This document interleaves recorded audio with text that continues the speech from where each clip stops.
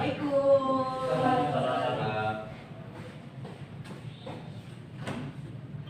Silakan disiapkan ketua kelasnya. Semua siap mulai.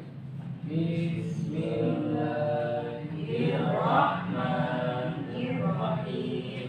Raditu billahi rabba wa bil islami dina wa bil muhammadin nabiyya rasulah. Rabbi zidna ilma warzuqna fahma. Amin ya rabbal alamin. Baik, sebelumnya Ibu buka dulu ya. Assalamualaikum warahmatullahi wabarakatuh. Waalaikumsalam warahmatullahi wabarakatuh. Sebelum ke materi, di sini ada yang nggak masuk? Reni, Bu. Oh, Reni? Iya. Nggak masuk kemana? Tahu Bu guru kayaknya. Berarti nggak ada keterangannya ini? Apa, Bu?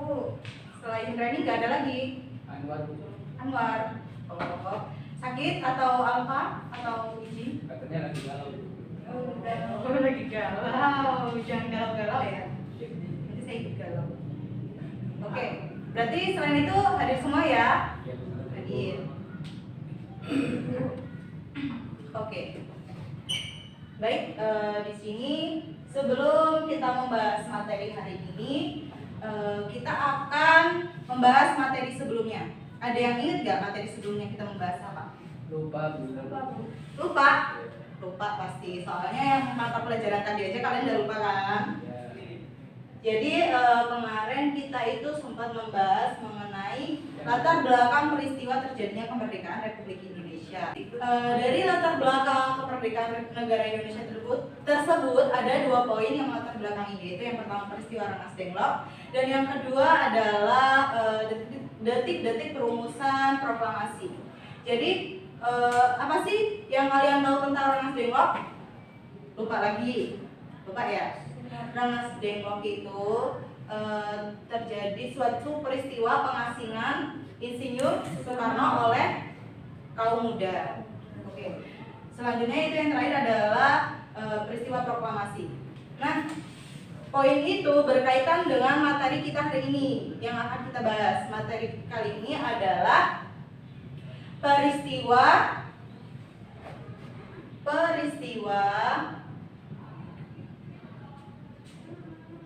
perumusan teks proklamasi.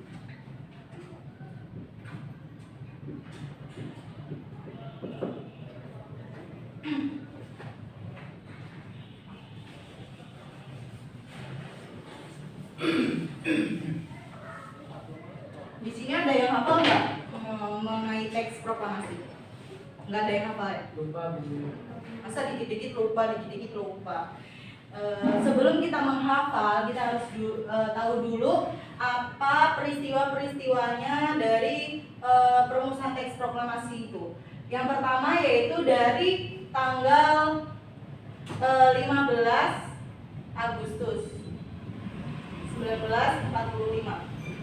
Nah, sama seperti latar belakang di latar belakang detik-detik kemerdekaan Republik Indonesia. Di sini juga terdapat peristiwa Rengas Dengklok, namun lebih spesifik lagi ya, kita dari tanggal peristiwanya itu tanggal 15 Agustus 1945. Di sini peristiwa Rengas Dengklok.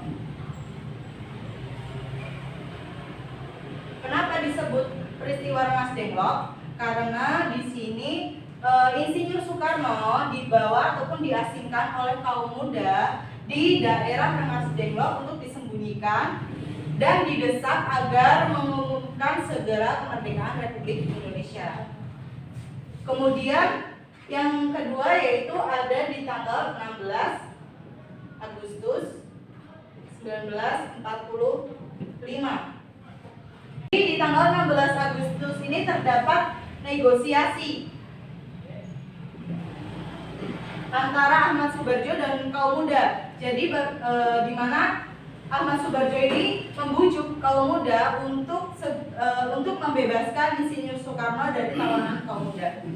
Kemudian apakah berhasil dari negosiasi tersebut? Tidak. Pada 16 Agustus ini belum berhasil. Namun ketika malam hari akhirnya kaum muda itu mau membebaskan Insinyur Soekarno dengan mereka ingin Ahmad Subarjo menepati janjinya untuk segera mengumumkan kemerdekaan negara Indonesia. Kemudian tepat di 17 Agustus 1945. Nah, di sini Insinyur Soekarno ini dibawa ke rumahnya Laksamana Maeda untuk segera merumuskan teks proklamasi tersebut, di mana di sini terdapat Insinyur Soekarno,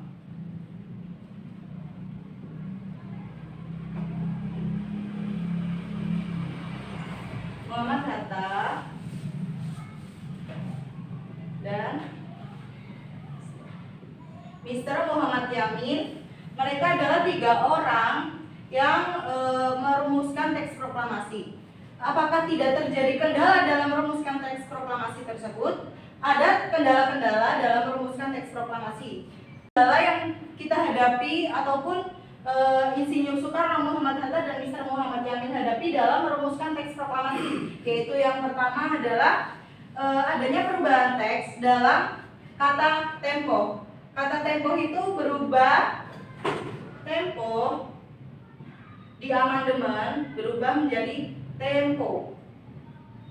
Kemudian ada juga wakil bangsa Indonesia yang diubah menjadi atas nama bangsa Indonesia. Kemudian yang terakhir adalah Jakarta, 17, 8 dan 05 itu dirubah menjadi Jakarta hari 17 bulan 8 dan tahun 05. Oke, selanjutnya adalah teks proklamasi yang utuh tersebut yang sudah jadi dan melalui amandemen yang sebanyak 3 kali tersebut.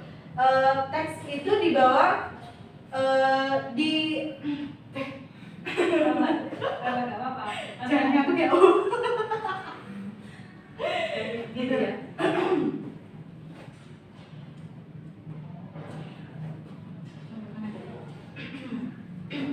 Oke, setelah terjadinya amandemen tersebut, kemudian teks proklamasi tersebut dibawa kepada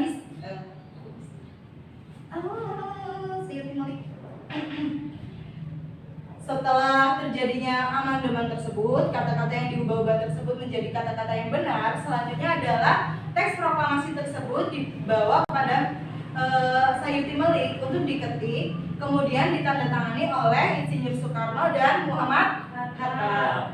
Oke. Sampai sini paham penjelasan Ibu? Paham, Bu. Oke. Silahkan dicatat dulu ya. Oke, sudah dicatat? Sudah, Bu. Sudah. Oke. Ibu lanjutkan penjelasan Ibu sebentar ya. Setelah tadi sudah tertanda tangan oleh Muhammad Hatta dan Insinyur Soekarno. Selanjutnya adalah detik-detik kemerdekaan Indonesia dan detik-detik dibacakannya proklamasi. Kalian ingat gak upacara waktu 17 Agustus itu proklamasi dibacakannya pada jam berapa? Pagi, Bu. Paginya jam berapa spesifiknya? Nggak tahu, Bu. Jam 10. Kenapa dalam upacara 17 Agustusan proklamasi itu dibacakan ketika jam 10? Karena pada dasarnya dulu Insinyur Soekarno itu memproklamasikan dan membacakan teks proklamasi itu pada jam pukul 10 tepat waktu Indonesia Barat, di mana di Jalan Pegangsaan Timur nomor 56 Jakarta Pusat. Oke. Setelah penjelasan singkat dari Ibu ini, ada yang mau ditanyakan? Jelas?